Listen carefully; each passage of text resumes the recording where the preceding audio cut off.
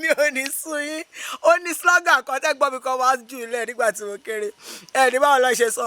Wọ́n ní Òjé Marina fọ́gò sílẹ̀ fẹsẹ̀ gúgò kíbẹ̀ má ṣẹ̀jẹ̀.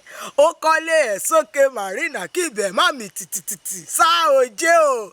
Nǹkan gangan tí mo fẹ́ múlẹ̀ nìyẹn lámbà burúkú kan mo fẹ́ múlẹ̀ lénìí. Mo kí káàbọ̀ sórí ètò Kí lẹ rí sí fún ti ọ̀sẹ̀ yìí. Ètò Kí lẹ rí sí ni ètò kan pàtàkì tó máa ń ti iléeṣẹ́ wa Nua Media jáde wá fún ìgbádùn yín láti kọ́ra wa lẹ́kọ̀ọ́ láti jọ fi ọ̀rọ̀ jomitoro ọ̀rọ̀ láti lè gba ara wa ní ìyànjú àwọn ohun kọ̀ọ̀kan tàbí àwọn kọ̀ọ̀kan àti bẹ́yẹn lọ àsìn. Iléeṣẹ́ Nua Media ní iléeṣẹ́ kan pàtàkì tó máa ń gbé àṣà ìṣe èdè àti ẹ̀sìn Yorùbá lárugẹ. Bẹ́ẹ̀ náà la máa ń ṣe ìfọ́nrere àti ìpolongo àwọn ọmọ wa tó ti làmìlaka lórílẹ̀ káàárọ̀ òjíire. Ẹ̀yin tèmi nílé lóko lẹ́yìn odi, orúkọ mi ò mà tí ì change kẹ̀. Na me still be your personal person. Aródú òjígọ̀bì. Aródúdú òjígọ̀bì ọmọ wọn ló wò dúró ọmọ ajífe pé ṣeré. Ọmọ ògbógbòǹdù ẹ̀kọ́ ọmọ ògbógbò máa fíran. Ọmọ kì bàbá sílẹ̀. Ọmọ òbẹ́ni lórí kérémù bẹ́ni lórí rẹ́gírẹ́gí ó mú dà tó mú pàánù ẹ̀ kó má bàa kó yúnbùyúnbù. Èmi lọmọ bá rí jẹ àwọ̀ làámọ̀. Ọmọ wọn ní àwà òṣùlé ọmọ límẹ̀rí. Ọmọ ẹranko lé mi bọ̀ wá òye ọmọdé gbàmígbàmí ò yàgbà. Èmi lọmọ bàbá omi tútù tí jóni. Fàì. Lẹ́nìí DJ YK múlẹ̀ ẹni kí ló ṣẹlẹ̀ rí yẹn pọ̀ gan má bínú. Inú mi kàn ń dùn ní bákan. Ayọ̀ mi dẹ̀ ń kún Ọlọ́run á dẹ̀ jẹ́ káyọ̀ mi dalẹ̀. Ẹ̀yin tèmi nílé lóko lẹ́yìn odi. Ẹ̀gbọ́n kan iṣẹ́ fíìmù ló gbé mi dé àdúgbò yẹn la bá jókòó ẹmọ kakọ̀ ṣáàjọ máa ṣe fàájì. Ẹni tó mọ tí mu kó máa mú, ẹni tó mọ Pepsi mu bíi tèmi báyìí kó máa mú.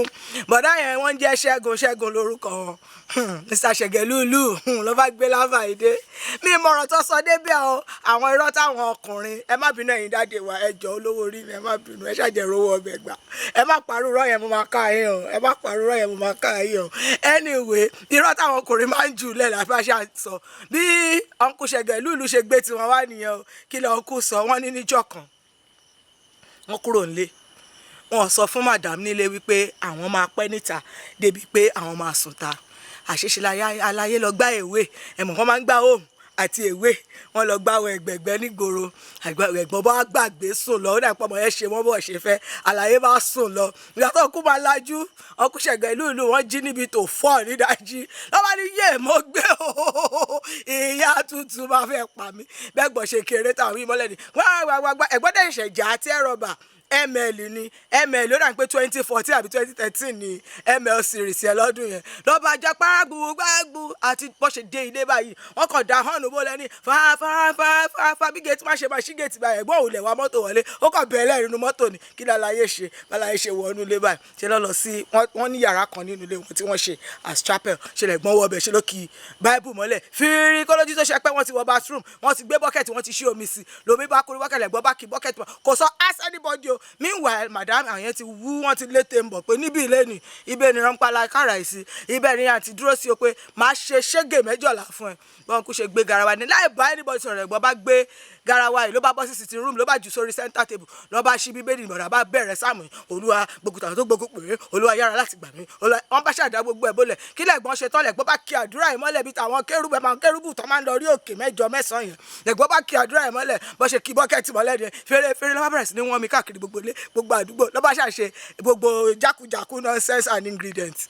Nígbà tẹ́gbọ́n wa ṣetán lẹ́gbọ́n bá bọ́ síta àyà tútù ó kálá gan ya tútù ó rí mi nílé látàná ó tiẹ̀ pè mí yẹn wá ní ó ṣí ọ̀rọ̀ wo ló sọ ibo ló lọ́bọ̀ lójú àwájú sùúrù náà ṣe mo dágbére fún ẹ pé mo lọ sọ́dọ̀ Fúnṣọ́ ó mọ ẹ̀gbọ́n Fúnṣọ́ náà ẹ̀gbọ́n Fúnṣọ́ prophetess yẹn ṣe lọ́dẹ lọ́bàdẹ ni ó ti pẹ́ tí mo ti rí ẹ o kíní kan Ṣẹ́gun kọ̀ọ̀kan lọ́bà ṣàbámi jí síbẹ̀ ṣáláǹtì ti ń gbàdúrà fún báǹtì ṣe wọ inú ẹ̀mí tá à ń sọ ènìyàn ibẹ̀ láti wọ̀ ṣá àǹtí àtúrà báǹtì ò ṣe tura nìyẹn until around to 4 pé ìgbà tó dẹ̀ máa túra inú nǹkan tó sọ tó jíṣẹ́ fẹ́mi wọ́n ní tí bó ṣe ń lọ lé pé láì bá anybody sọ̀rọ̀ pé ṣe ni kí n gbé omi kì í sáré ṣiṣẹ́ àdúrà torí mi tí mo ṣe lẹ́kọ̀ọ́ pé àwọn kan kùkù ogun kan wípé wọ́n dẹ̀ fẹ́ ṣe iṣẹ́ yẹn ní èní yìí kílẹ̀ ní ìtòṣù pé bàtà àwọn bá ti fi lè ṣiṣẹ́ àdúrà yẹn pé ogun yẹn yànnà ẹ̀ẹ́dẹ̀ sọ fún mi ṣe bẹ́ẹ̀ dẹ̀ sẹ́ẹ̀dì tẹ́ẹ̀sì sí mi bá ní nígbà tẹ́gbọ̀n ẹ̀ jùlẹ̀ mo wojú ẹgbẹ́ àlàyé DJ YK tí yìí tú lámbà tí yìí tú pọ̀ jù but àṣẹ ṣẹ́mọ̀ ẹ̀mọ̀ pé òye tèmi ò kò yẹ mo ní kí n gbé wá fún yín lẹ́nu ẹ̀yìn tèmi nílé lóko lẹ́yìn òde o ṣe ti rí àwọn style táwọn bros ń bá wọlé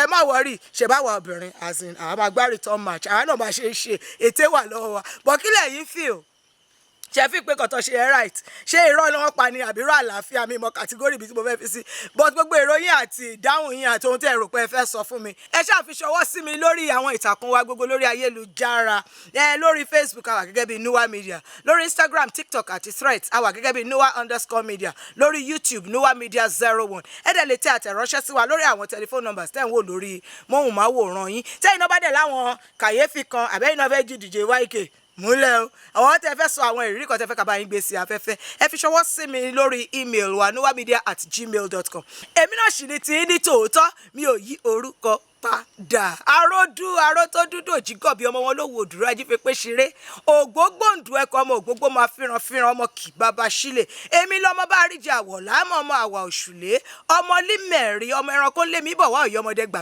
mí ò yàgbà èmi ní tí ní tòótọ́ ọmọ bàbá omi tútù tí jọ ní fine àlàáfíà.